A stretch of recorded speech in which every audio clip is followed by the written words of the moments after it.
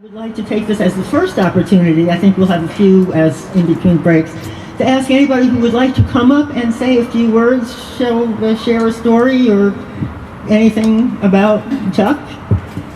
Any volunteers? Who wants to come up and say something? Oh, wait. Okay, we've got two lined up. Okay, Trick first and then Tanya. Okay. This is a little bit wiggly, so yeah. All right. Well, I have to admit I rarely not going to take advantage of this kind of situation because, you know, when I want to talk about somebody I really love, it's easy to do. And I love Chuck and I love Joanne, and so it's wonderful to be here today to be able to be with all of you and think of Chuck and know that Chuck's with us. I wish Chuck was with me on Facebook every day because he was wonderful. I was thinking after I was talking with, actually with Susan Wyand, and I realized that she was kind of, in a way, responsible for me at first meeting Joanne, because one night they were together at Don Quixote's, and we ended up, she introduced me, and we ended up talking, and then I started hearing about house shows and things like that.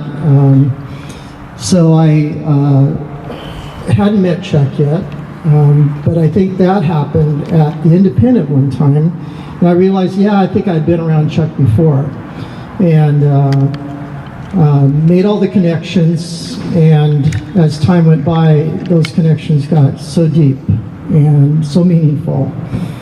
And as any of you who may know me, I go to music occasionally.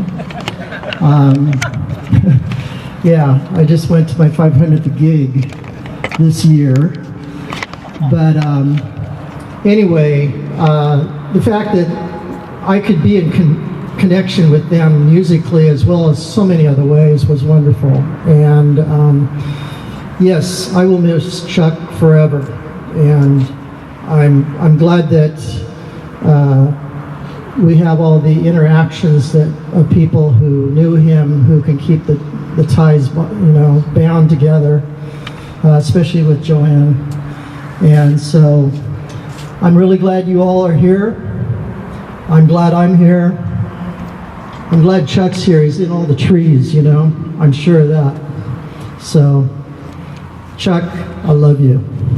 And Joanne too.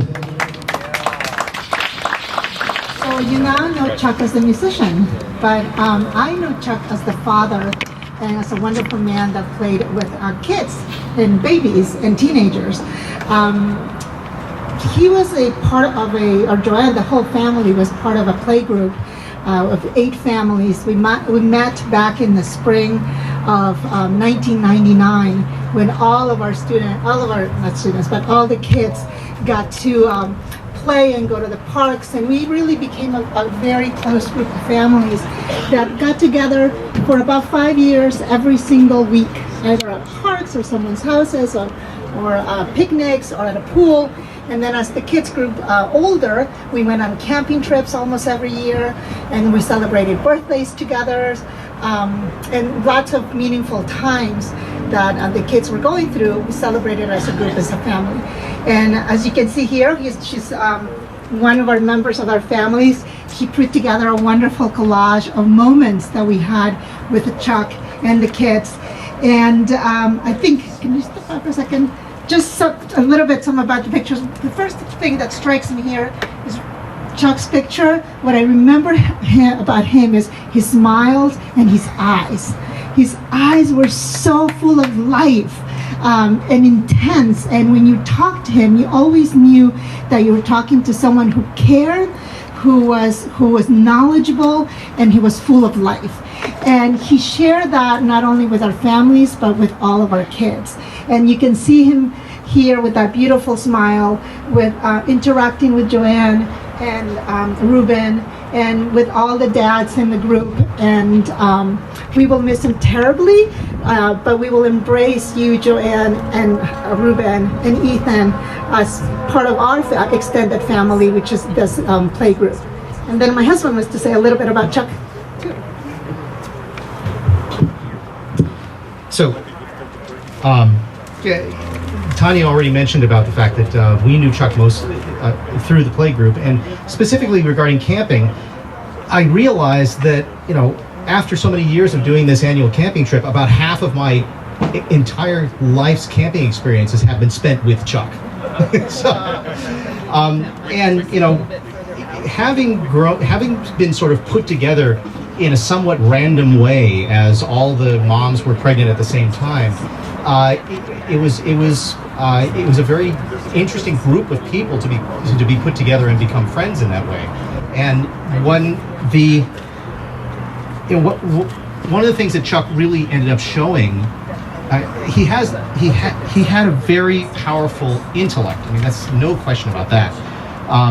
It's obvious that people worked with him, and when we got together in a casual environment, it wasn't necessarily something where it immediately showed, but over time it became clearly obvious. As one member of our group explained, it seemed like Chuck knew something about everything, and that really added to the conversations that we could have sitting there in the middle of the redwoods. And we found that in these conversations, in an instant, they could delve into these incredibly deep, meaningful conversations, or they could go completely opposite way into these incredible, sarcastic, comedic, just explosions. And and sometimes both. I mean, there was one instance in particular where he spent a good amount of time trying to convince everybody in the entire group that the whole Harry Potter series was actually a parable for what was happening with the Republican administration in power at the time, that Dick Cheney really was Voldemort.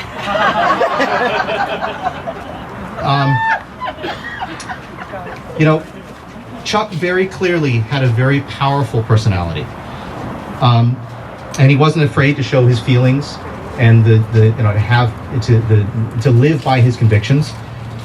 His left-leaning politics were frequently on display.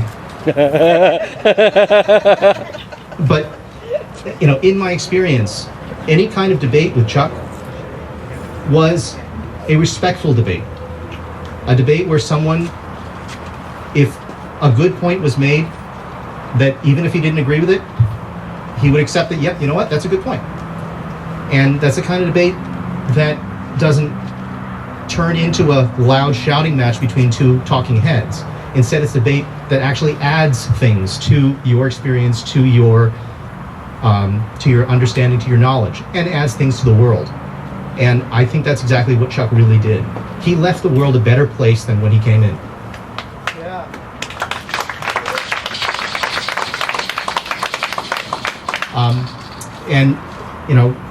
I'm going to miss him very much. I miss his joy. I miss his energy.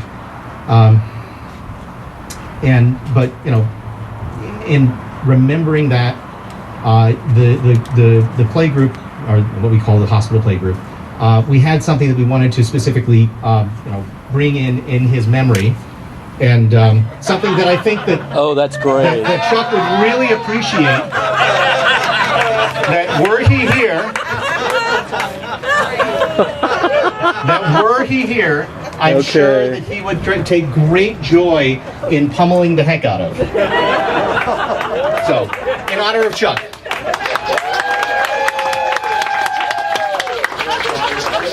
I think maybe one more person, if one more person wants to step up. Oh, we have a special guest here for sure.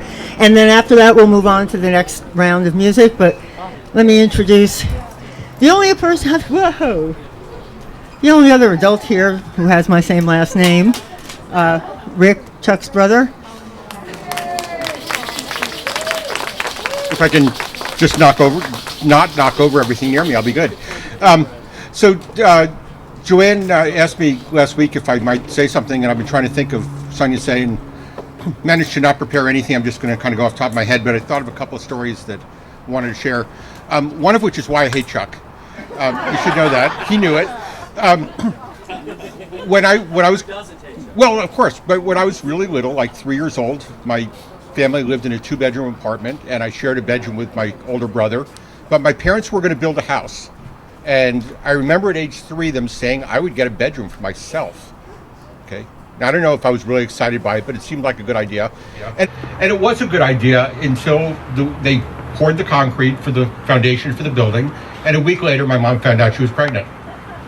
So therefore, I grew up continuing to share a bedroom with Chuck. There are various stories I will not tell you about sharing a bedroom with Chuck because they're a little personal, but yeah. But I remember later on, I guess he was in high school or probably high school. I was in college, and he bought the first TRS-80 computer and brought it home, and my parents thought he was crazy. Why would anyone want a computer, right? I don't know. Was there a career in that or something? I don't know. But Chuck continued later on to convince my parents that computers were valuable. In fact, at age 82 or so, we finally got my parents into an assisted living place, and my mom soon passed away, but my dad was living there. And Chuck never gave up on trying to convince them of the value of computers. And one day he came across the one thing he knew would get my dad interested in the internet. Okay. He went into the computer that was there in the living area for the assisted living, and he dialed into a couple porn sites.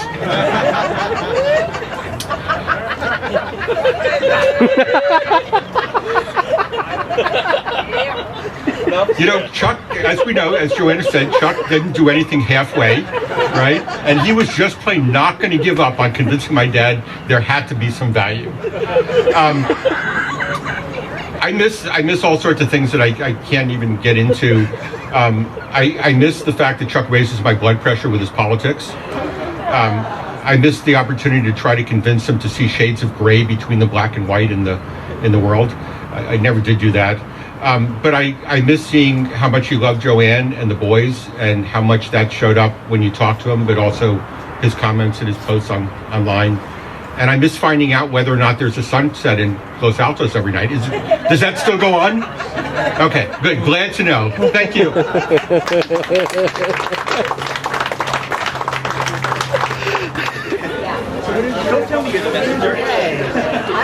I'm not requiring amplification. You really want me to be okay? Yes, we really want you to be close to the mic. Seriously. Okay, good afternoon. My name is Daina, and I was inspired by the drums because Chuck was so fond of drumming. There are a number of things that came to mind when I was thinking about Chuck and thinking, you really need to get up there and say something for Chuck because Chuck deserves it. And the first thing was his intelligence and his wit. Chuck was so damn smart. And let's face it, we all like being around smart people because stupid people are no fun to be around, right? We're not attracted to him because he was stupid. He was smart. Anyway, so whether you were in a personal forum with Chuck or an electronic forum with Chuck, conversations with Chuck were fun. And they were fun because his riposts were always fast, they were accurate, and they were on point. They always hit the target. And you just needed to make sure you were not the target. Just pull it back a little bit. Okay. But I think most of all what comes to mind when I think about Chuck is his generosity. We're here today celebrating Chuck in his favorite form, in his home, surrounded by his trees and his garden and his family, because he was so generous to open this up for us. And those of us who have helped prepare for this event have a new appreciation for how truly generous the family has been in opening up their home for us. Oh, nice. But I first became aware of his generosity 20 years ago. It was back when my Sunnyvale home was also the La Mesa Terrace home for wayward deadheads every time the dead came to Shoreline. And one of my friends had gone to Santa Rosa JC with Chuck. And so he would always say, I have a friend. He opens his home all weekend to deadheads. You should come to this party. But we were too busy duping tapes. Remember duping tapes? Whoa, 5877. Oh my God. Emergency crew demo. Wow. Okay, those, yeah, I see some. Like, Yeah, it takes 90 minutes to do one. going, I don't know what she's talking about. Anyway, but what I found out was Chuck basically had going on Wallace was a perpetual shoreline weekend house party for wayward deadheads.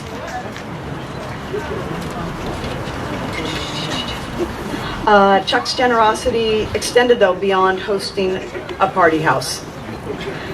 When Chuck and Joanne, I need to mention this, became aware of a very dear friend's illness that was so devastating, he had accrued delinquent bills, horrid delinquent bills, like not going to have a house to live in anymore, not going to have, needless to say, not to have electricity, not to have water.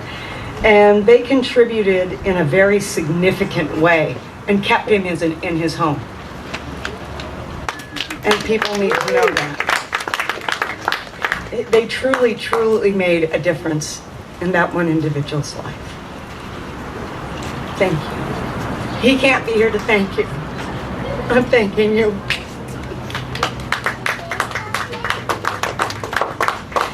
Now, there is one thing that Chuck was always very eager to share.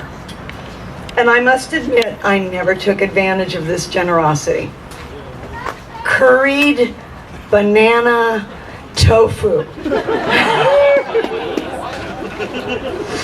Go ahead, ask the family about that afterwards. Lastly,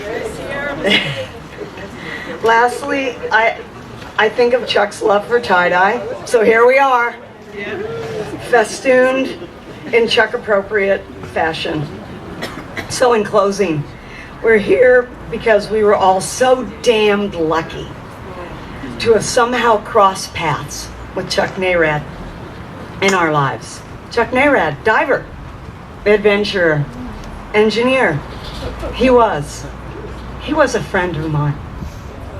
Thank you.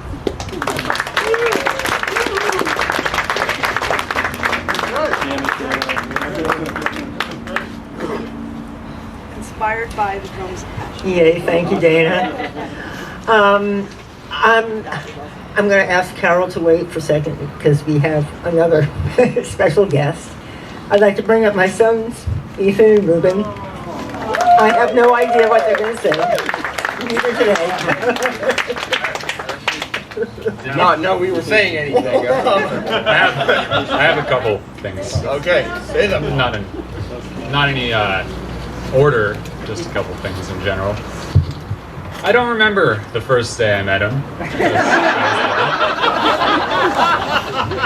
17 and a half years ago and a month. Stop showing off.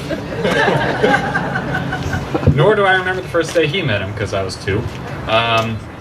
But I do remember most of the other days, which there were not a lot of, because he was my dad. And he just always was there. He always helped when help was needed. He always gave guidance when guidance was needed, whether or not the guidance was actually followed. Different thing.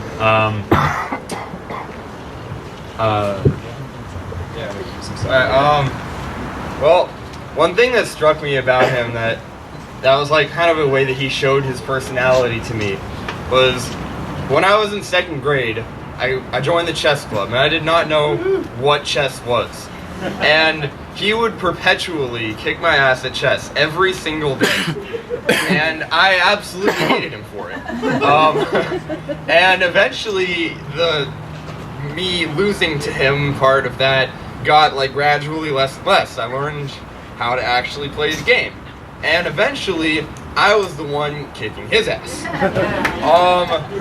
And the thing about it was that he continued to play me even after I was out of his league, chess player, 5th grader. And I mean, that was the kind of guy he was, that he knew there was no point in playing me. I wasn't getting better he wasn't gonna win. But we just kept playing chess, and we bonded over that.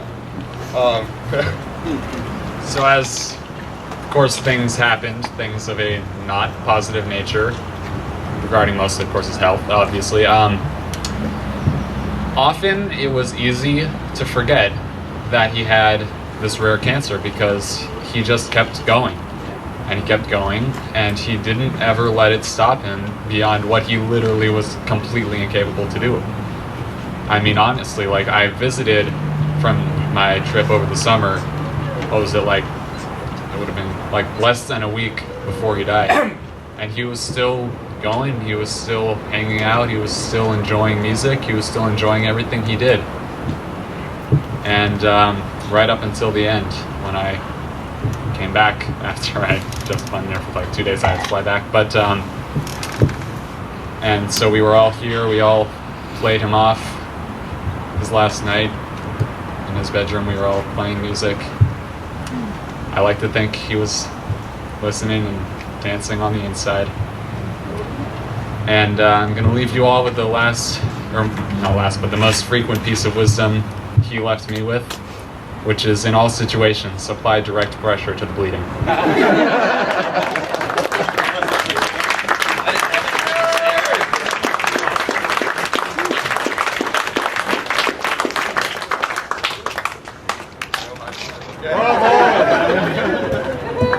Wow, for guys who had nothing to say, that was pretty darn good. Okay, I think we're going to have one more person, and then we're going to get on with the next set of music. So, Carol, I know you've been wanting to say something. Or do you want to wait to the next round?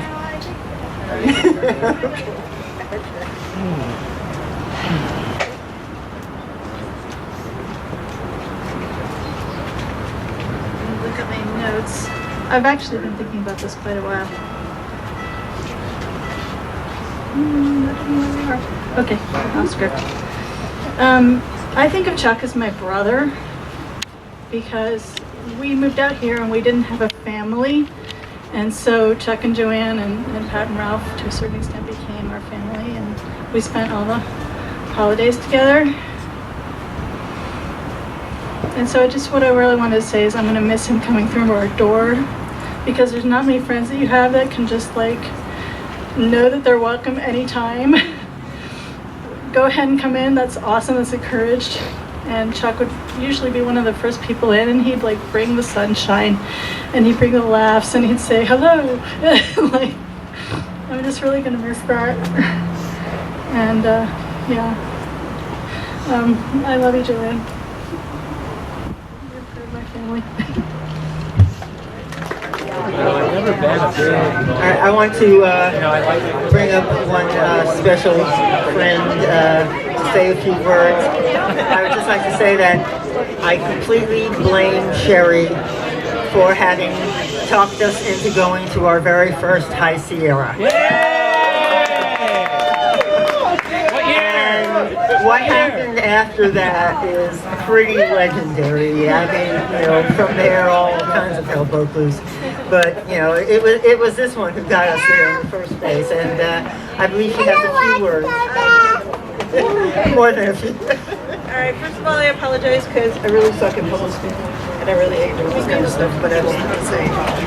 Closer to the mic. Okay. Alright, I hate this. Alright. So, I had the pleasure of meeting Chuck in person at a Halloween party back in 1995. This was before Chuck and Joanne were Chuck and Joanne.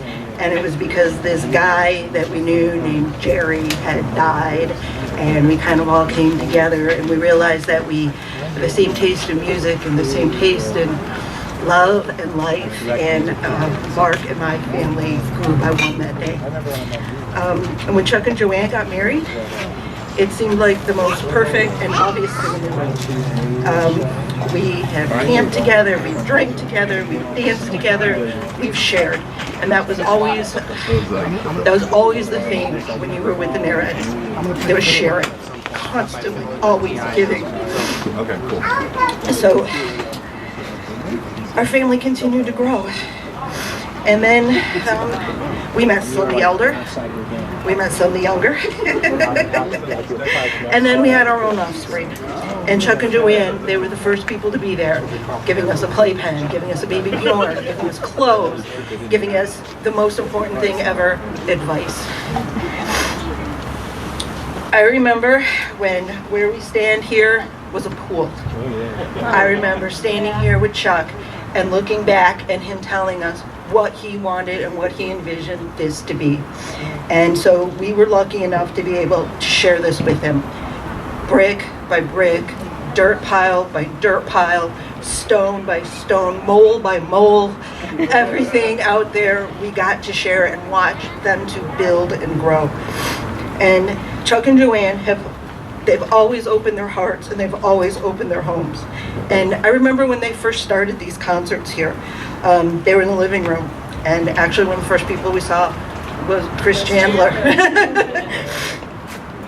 And as that happened and people started coming together, I watched this family continue to grow. Joanne, I told you this 2 months ago, that we were going to make today happen. The music will always continue on. It's what Chuck would have wanted. And as you can see, by the love and the support of the people that are here today, this family is continuing to grow. So like Ethan said earlier, Chuck was the kind of guy that was going to go until the very end. And even when he got out of the hospital that last time, he was still talking about projects he wanted to do in the yard and things that needed to be done. And one of these days, you're going to give me that list.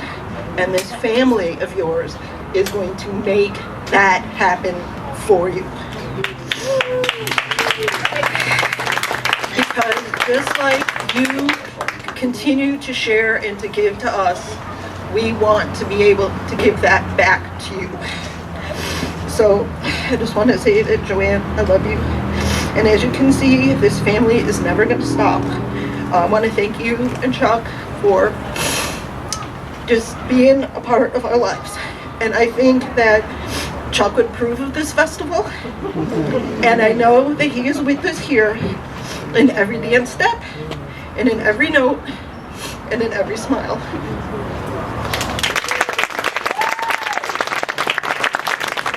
Oh, sure, make me talk after that. All right, well, I have nothing prepared for this part, but thank you all so much for coming and being and sharing and doing and just being a part of our lives and part of our community. And we're going to keep this going, right? I say we because it's not just me, it's all of us. Joanne, it's you! It's all on you. It's all. So, I don't know, I thank these guys so much. Yeah, what a great pickup band, God. Thanks, Mark. We sent the Thanks, out Neil. who wants to do it, and these guys, you know, they didn't just say in theory, they actually showed up, and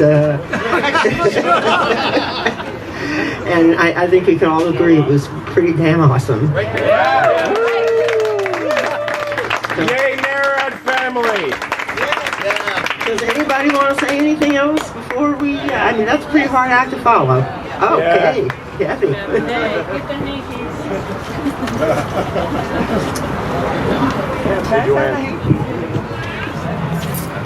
Hello, for those of you that don't know me, my name is Cathy Day, and I had the great privilege of being the minister at Chuck and Joanne's wedding, and it was a gift and a blessing.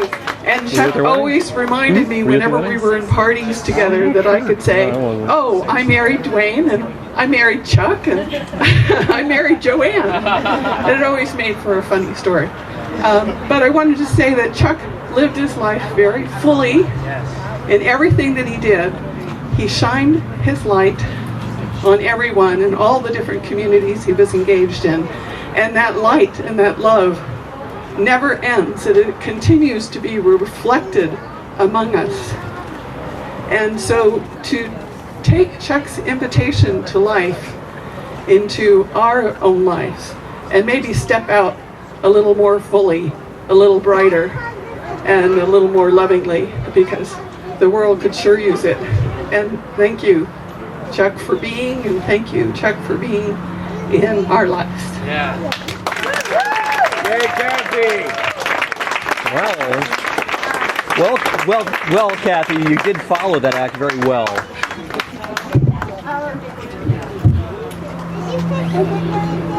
Oh wow, there's a lot of people here. So I'm not going to say much. I just want to say that I love Chuck, and I really enjoyed knowing him. Who are you? Who am I? I'm Jim Anderson. I've known him for I don't know how long, because I don't really remember meeting him. And, you know, I do remember before he had kids. I do remember before he was married. I remember going over to his house with my son in the swimming pool, and Joanne catching my son doing stuff that he shouldn't be doing in the house. And, but, you know, it's not very many people that affect me the way Chuck's passing has, and it's something. I don't even know what to say, you know, but I have to get up here and just say it. So anyway, I love you, Chuck. I love you, Joanne, your family, and I look forward to coming back, you know, year after year. And anyway.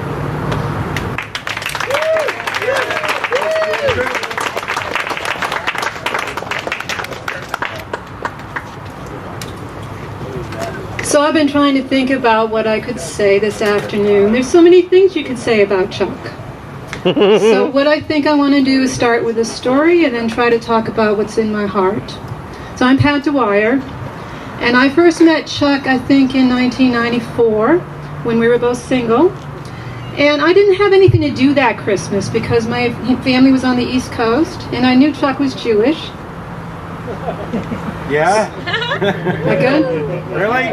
Yeah, so I knew Chuck was Jewish, so I says, oh, you want to hang out on Christmas? And he says, yeah. He says, let's go to the desert.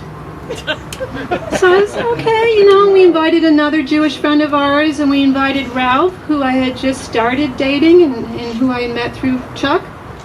And on Christmas Day, we went to Joshua Tree, where we had a whole national park to ourselves. We didn't see another person all day. So we built a big bonfire, and we indulged in substances, and we bonded. And Chuck and I have been good friends ever since, and I'm still with Ralph.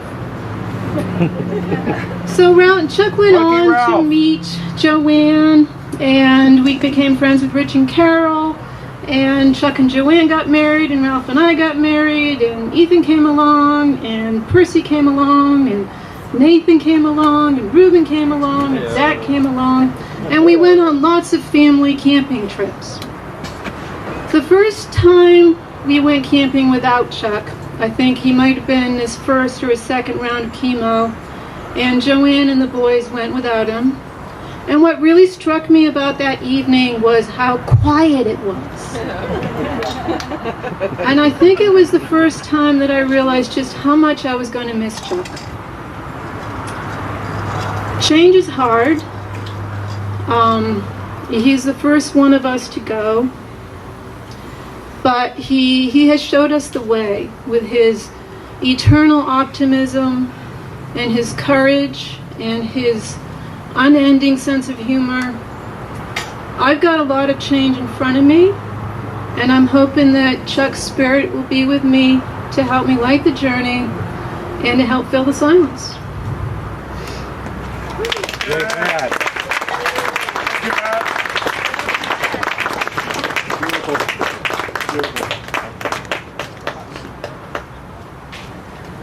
Hi, my name's Deb, and my husband's name's Jon. We heard about these driveway parties and the music, and we're like, what? Why? Well, I want to go. And then there was a Red Ramble, and then Penguin was like, that's the people who have the driveway parties. I was like, woo. They were like gods to us. So we have only known Chuck for a couple of years and been coming to the driveway parties and been friends on Facebook. And it's been amazing these couple of years. He's so smart and funny, and I love his politics and I love his stories, and I can't even imagine anyone who would argue with that.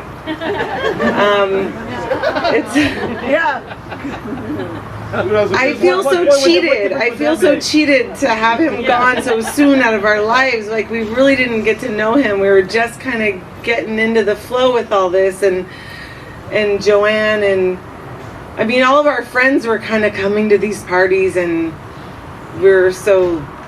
felt so honored to come here and be a part of this for the last couple of years, and that now that Chuck is gone, it's mind-boggling, and I'm gonna miss him so much, and his fun point of view. His point of view is amazing, and I appreciate that so much, and I'm so much gonna miss it. And thanks.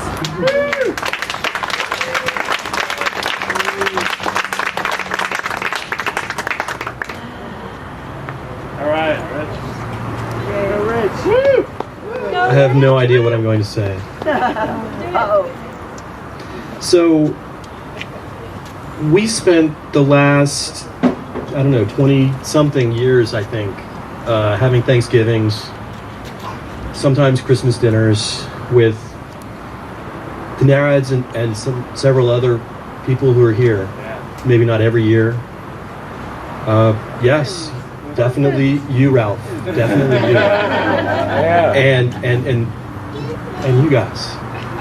Not every year, but hopefully every year going forward. And as Chuck would say when we were eating our turkey dinner, that we are chosen family. And we chose each other. And it happened through a series of happy events and sad events. It was kind of like we all met each other, and we were all kind of getting into relationships, and then Jerry died, so we all had kids. And no one else had kids, so we hung out together. That was the reason. The Duane, your kids were older. Like, your kids were older, and so, so we had this thing going on for a long time, and it's still going on, and Chuck has been the most... Chuck was almost always happy. I remember one time, like, not very long ago, when Chuck and Joanne had much bigger problems, and I think it was in the hospital, but I'm not even sure. And I was talking about my day and all this bullshit that I had that was so fucking important to me. And Chuck's like, "Did anything positive happen to you today?" And I'm just like, I do a reality check, and holy fuck, this guy's dying of cancer. He's in the fucking hospital, and I'm dumping him on about my fucking day. And I'm like, yeah, thank you, Chuck. So I told him several good things really quickly that happened to me that day that I could think of, because... So, I just want to be more like Chuck.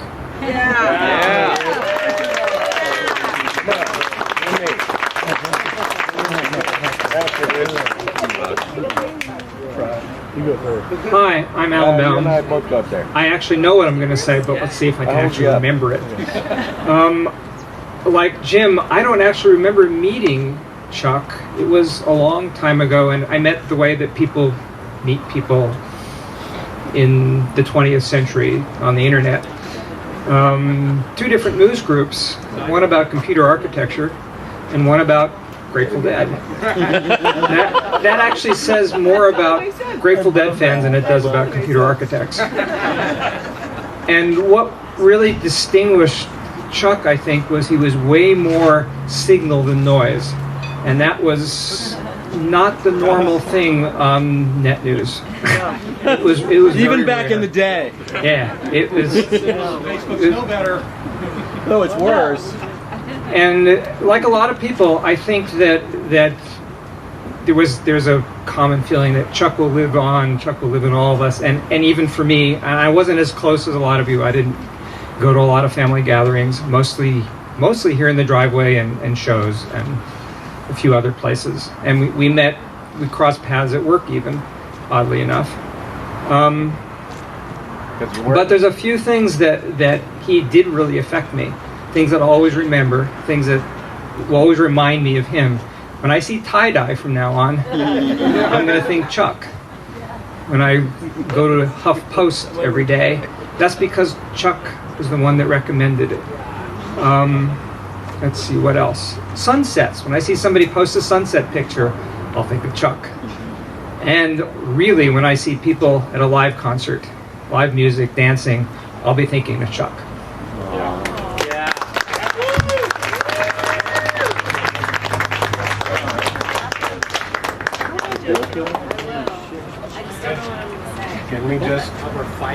Can we please? All right. Don't interrupt Eric. It's not a good idea. No. We're two old fucks. We've both known Chuck for a very, very long time. Back before he got into the Grateful Dead. I've known Chuck since college. He was dating a friend of mine when he was in college. And Joanne, Chuck is so lucky. And you've known him even longer than I have. Yeah, I've known Chuck. Tell your story. I've known Chuck 38 years. And I think the only person that's known him longer is his brother. Is that true?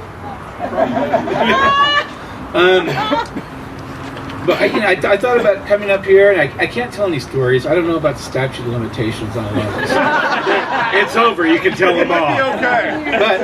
But I mean, you know, through so many. I mean, he's been such a good friend that so many hardships that we both had in our lives, relationships and kids problems and wives and wife problems and work problems and everything. They were always there for each other. And, hey, there's two sides to every I couldn't have asked for a better friend. I'm going to miss him terribly. Who sold him his first dye bag? Oh, that was me.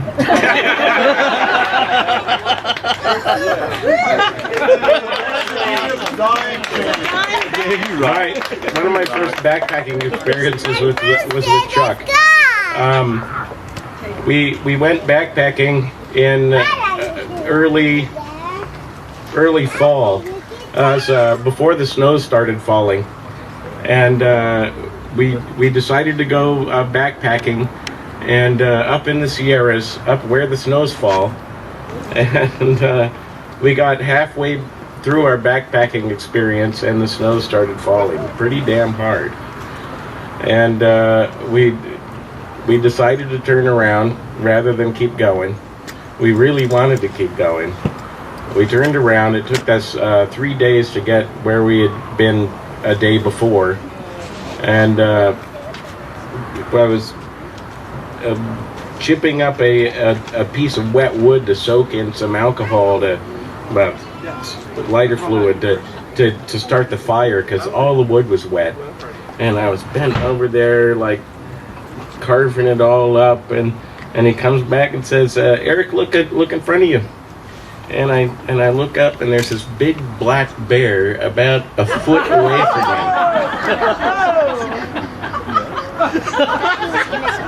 And you know, I never knew what a black bear's breath smelled like. Now I do.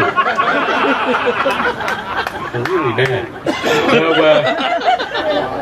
So he's scaring him away. He's throwing pots and pans at him and everything to scare the.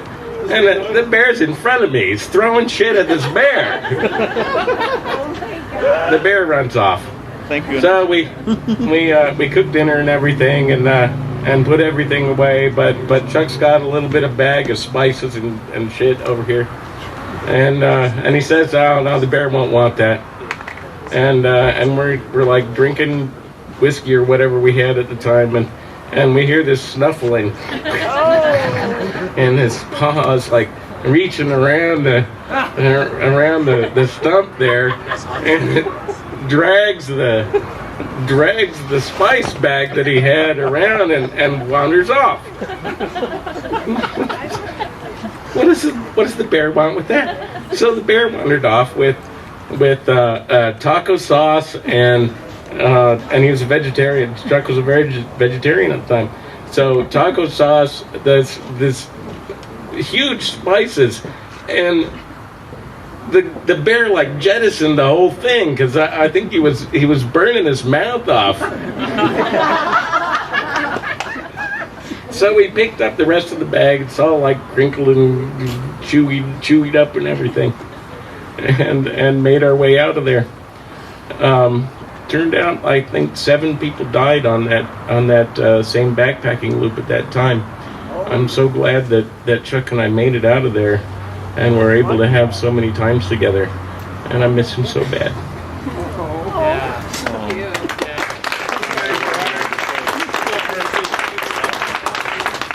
The way he told me that story, it was your bag of spices. That was Chuck's bag of spices. Thanks for setting the record. Hey, and put on that crucial piece of busted. I'm too short for this. I have no idea what I'm gonna say, but I guess I don't really remember meeting Chuck because I met him when I was a baby, this big probably. That's how big babies are. A couple days after you were born, yeah. Yeah, a couple days after I was born. It's really weird. It's really bizarre. I didn't think it would happen so soon that I would lose one of the people who raised me as a child. So that's pretty strange. I visited him a lot in the hospital, but whenever I would go, he would always seem really vibrant, and he was talking about his plans for work, and I was like, what the fuck are you doing? But he kept living his life like normal until the day that he died, which was the permanence of it didn't really sink in for a while because of every time I would see him, he would just be talking about his plans, and he would be totally when he wasn't complaining about having hiccups, he would be pretty alert, and I don't know, he introduced me to a lot of things and a lot of smells. We're all safe. I guess I guess it's just weird, and I do miss him, and I don't think that I'm gonna stop missing him, but that's okay. And this is really great. It's really cool to hear all of the stories that people have. Also about his diving slides. For some reason, he still had all these slides. We were gonna get together and have a slideshow, but I mean, that's not gonna happen anymore probably. But we could. Yeah, we're really cool. What are they called? Nudibranchs? Yeah, why do you like nudibranchs so much? He has a license plate. His license plate is nudibranch. It was his server name too. It's really. I don't know. They're cool that guy. big, dude. They're that. They're at Nudibranch, right? I was oh, did you see the nudibranchs when you went diving? No, I was looking around. I don't know. Yeah, I never met anyone who liked nudibranchs so much.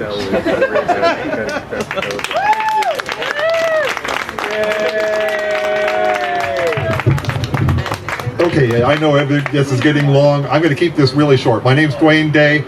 Yeah, keep it long. Yeah, I'm gonna keep it short. I can say what I need to say pretty quick, hopefully. So I was one of the musicians playing at the party where Chuck and Joanne met, right? Yeah. Right? And we're there. Yeah.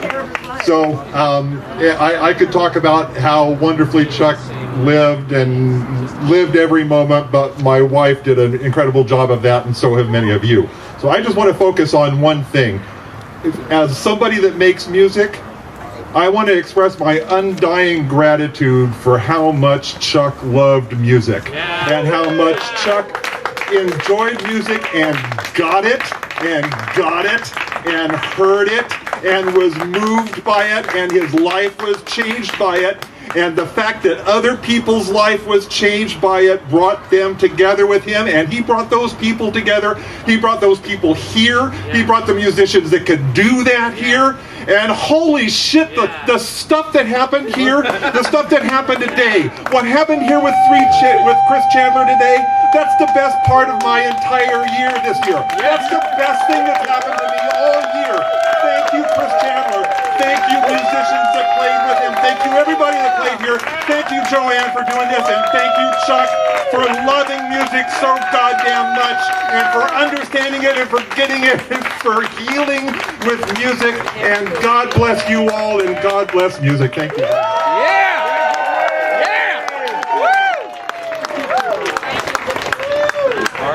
That's pretty hard to follow. Really, right. My name is Pradip Shankar, and it's not easy or comfortable for me to do this, but Chuck has had such a profound effect on my life and on the life of so many people that I felt compelled to say a few things. We talk about Chuck, diver, adventurer, and engineer. Well, I know the engineer part of it, and I wanted to say a few things about it. I've known Chuck for 25 years. Okay, so maybe I'm number 3 on the list here or whatever. So I've known Chuck a long time. Chuck, among the other people, Chuck was one of the ones who interviewed me at Sun when I joined Sun 25 years ago. And a couple of other people talked about his brilliance and his intellect, and at work every day we would see it. And if you know some of Sun's products, Chuck was the force behind it. And so he is absolutely brilliant. He was those in the technology business know it's very difficult to build these systems that are very complicated. Well, he was both a visionary as well as somebody who could really get the details. And if building a system is easy, but actually making things work, including finding problems when things break, is extremely hard. And Chuck was absolutely brilliant at it. Absolutely brilliant at it. And so you could see this every day. And besides his brilliance as in coming up with these systems at both at Sun and at NetBoost, which we started together, he was able to actually communicate the vision extremely effectively, and that was his other really great characteristic. And there's always the Chuck part of it as well. He would write these beautiful documents, hundreds of pages of detailed documents, but it would have a tie-dye cover on it. So that was there was Chuckness in everything he did. You can imagine his political views and being in corporate America, how that would clash. His server was named Nudie Branch, right? His system was named Nudie Branch. His documents were tie-dye covered. He was just brilliant at what he did, and he had such a profound effect. And when I met him, I was not fresh off the boat, but still new to the country, and he was very much part of my cultural assimilation, if you will. So are you the reason he eats Indian food all the time? Because that was his whole thing. I'm sorry? He loves Indian food. Like he and I both love Indian food. We both like spicy food a lot. Right. I think he was ahead of me on that. Ahead of everyone. Until the cancer chemo. Chuck touched everybody. He brought excitement to everything that he did, and we're going to miss him a lot. He was just such a soul that he touched everything very deeply. So I'm going to miss him. I know he's here with us, and so we love you, Chuck.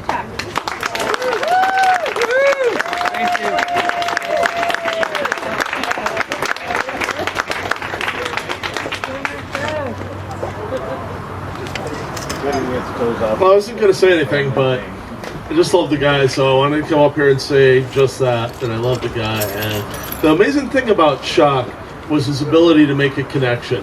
When I moved out here, I didn't know anyone on the internet. I didn't really even know what the internet was, and I had just discovered Rec.Gambling and Rec.Music.Grateful Dead. And this guy made a connection with me. When I posted something, he would respond back, and the sort of internet equivalent of looking you in the eye and saying, hey, let's talk about this, which is so uncommon these days. And I implore everyone to take a bit of Chuck and to address your friends. When somebody reaches out to you with an idea or something, reach back to them. It's easy and it's super rewarding. The other thing is, I'm so glad that Chuck survived to see the end of those damn Gophers.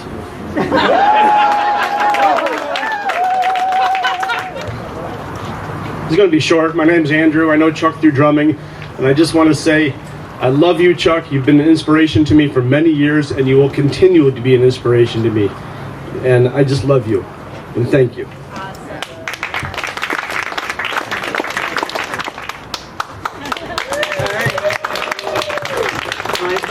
I promised the neighbors that we would wrap it up by dark, and It ain't dark yet. Yeah, come on, Mark. Come on. Dark 30. I think we're getting there. Unless, nobody else seems to be online here. So thank you all for all the kind words. Everybody who came up here, everybody who wrote in the book, everybody who wrote things that are up on the wall, everybody who came here to dance, everybody who came here to feel the love. And I don't know. I think that's all I got. But it's been an incredible day. These musicians, oh my God. And people keep asking me, so what's the name of this band? Chuck! Bunch of guys who love Chuck. Bunch of guys who love Chuck. Unity Bank, yes. Unity Bank. So, drive carefully home, folks, and I hope to see you all here on the driveway again real soon. Love you, Jonathan. Thank you.